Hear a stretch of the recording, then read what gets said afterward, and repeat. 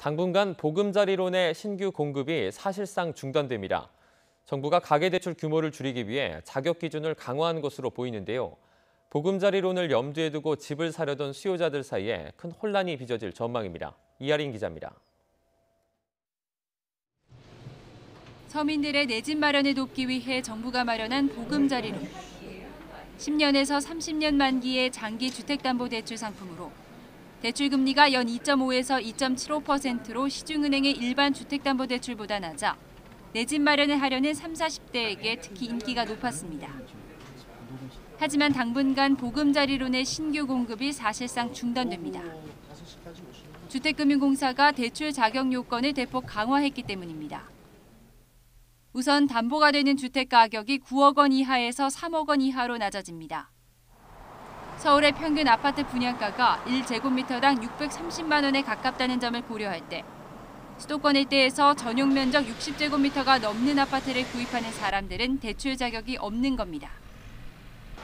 대출 한도는 기존 5억 원에서 1억 원으로 하향 조정되고 기존에는 별도 제한이 없었던 소득 요건도 부부 합산 연 6천만 원 이하 가구로 한정됩니다. 또 기존 대출을 상환하기 위한 용도도 가능했지만 앞으로는 주택 구입 용도가 아니면 대출받을 수 없습니다. 이러한 보금자리론 자격 강화는 가계대출 총량 규제의 일환이라는 분석이 나옵니다. 앞서 정부의 8.15 가계부채 대책 발표 이후 강남권을 중심으로 부동산 가격이 천정부지로 치솟자 금융당국은 은행권에 가계대출 속도 조절을 주문했습니다. 이에 따라 시중은행들은 일반 주택담보대출은 물론 중도금 대출과 신용대출에서도 심사잣대를 까다롭게 하거나 더 높은 가산금리를 적용하고 있습니다.